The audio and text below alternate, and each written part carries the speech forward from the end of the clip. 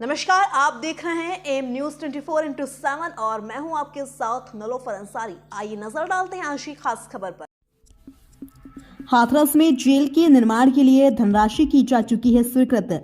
प्रक्रिया पूरी होते ही होगा जेल का उद्घाटन। हाथरस में एक महाविद्यालय में आयोजित कार्यक्रम में आए प्रदेश के कारागार और होमगार्ड मंत्री धर्मवीर प्रजापति ने कहा कि हाथरस में कारागार के लिए धनराशि स्वीकृत कर दी गई है। जैसे ही इसकी प्रक्रिया पूरी होगी वैसे ही हाथरस में कारागार का उद्घाटन किया जाएगा।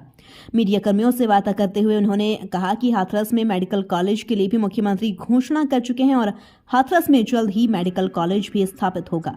इससे पहले सहपौ क्षेत्र के गांव मानिकपुर में चौधरी गुलाब सिंह महाविद्यालय में उन्होंने विद्यार्थियों को स्मार्टफोन वितरित किए। स्मार्टफोन मिलने पर विद्यार्थी चहक उठे, उनमें काफी उत्साह देखने को मिला। इस मौके पर कारागार मंत्री ने विद्यार्थियों को संबोधित करते हुए कहा कि वह स्मार्टफोन का सदुपयोग करें, दुरुपयोग नहीं। उन्होंने कहा कि स्मार्टफोन का विद्यार्थी अपनी शिक्षा में इस्तेमाल करें। उन्होंने विद्यार्थियों से कहा कि माता पिता तमाम तरह के खर्चों की कटौती कर अपनी संतानों को पढ़ाते हैं, इसलिए विद्यार्थी अपने माता पिता के सपनों को पूरा करें और अपना लक्ष्य निर्धारित कर उस पर आगे बढ़ें। कारागार मंत्री का हुआ जोशीला स्वागत। इस मौके पर विद्यालय के प्रबंधक व अन्य लोगों ने उनका जोशीला स्वागत किया। कार्यक्रम में मुख्य रूप से हरिओम चौधरी, भीकम सिंह चौहान, अनुज चौधरी, अभिषेक तिवारी, योगेश शर्मा, योगेंद्र गहलोत आज काफी लोग मौजूद थे। हाथरस से संवाददाता अतवारी खान की रिपोर्ट। कराना चाहता हूँ आपको कि जेल विभाग हमारे पास है और होमगार्ड विभाग है हमारे पास।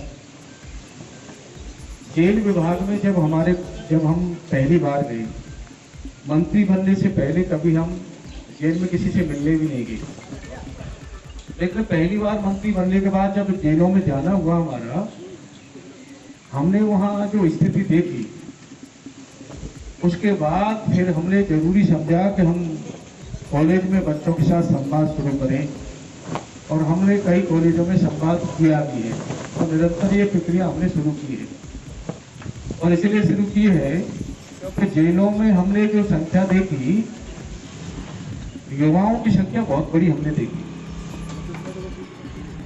जब संख्या बड़ी देखी तो हमने डिटेल मांगी कि कितनी बड़ी 40 साल से नीचे का नौजवान कितनी बड़ी संख्या में है।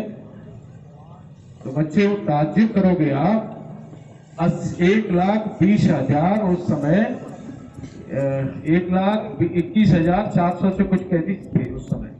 आज तो 1 लाख से नीचे आ गए हैं और उसमें 85,000 नौजवानों की संख्या थी।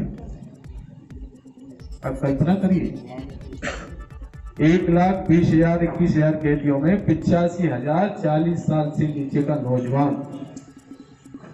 जो नौजवान हमारा भविष्य है देश का, जो नौजवान हमारा प्रदेश का भविष्य है, और किसी भी कारण से नौजवान देश का प्रदेश का भविष्य न बन पाए तो हर नौजवान अपने घर का भविष्य तो है ही, और जिस घर का भविष्य जेल में हो उस घर की स्थिति क्या होगी। इसलिए हमने जरूरी समझा कि बच्चों के साथ संवाद किया जाए, क्योंकि 85,000 नौजवान लड़का जेल में क्यों है, और वो भी ग्रामीण क्षेत्र का, गरीब परिवार का। एक बहुत बड़ा चिंतन का विषय है। इसका कारण जो हमने समझा है, और वो कारण समझने के बाद फिर जरूरी समझा कि बच्चों के साथ हम संवाद करें। तो कारण है वो सबसे बड़ा कारण, मैंने जो अपना मंथन किया, हमारी गलत संगत, उसका बहुत बड़ा प्रभाव। कारण वो गलत रास्ता भटकते हैं बच्चे और चले जाते हैं गलत रास्ते पे, अपना भविष्य तो खराब करते हैं, लेकिन साथ साथ माँ बाप को भी अपमानजनक जिंदगी जीने को मजबूर करते हैं। इसीलिए कॉलेज में बच्चों के साथ संवाद शुरू किया है हमने। आप लोग समझिए,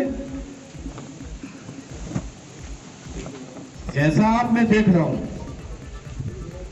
ज्यादा बड़े संपन्न परिवार के नहीं दिख रहे आप लोग, हैं क्या? नहीं दिख रहे ना? मैंने जो महसूस किया है, ज्यादा बड़े संपन्न परिवार के नहीं है। इसीलिए हम वो चर्चा करते हैं जो मध्यम और गरीब परिवार। आप सोचिए कि गरीब परिवार में माँ बाप बच्चे को किस तरह पढ़ाते हैं। माँ बाप सारी अपनी आकांक्षा अपेक्षाओं को समेटते हुए, अपनी आकांक्षा अपेक्षाओं को दरकिनार करते हुए आप लोगों के भविष्य के विषय में सोचते हैं।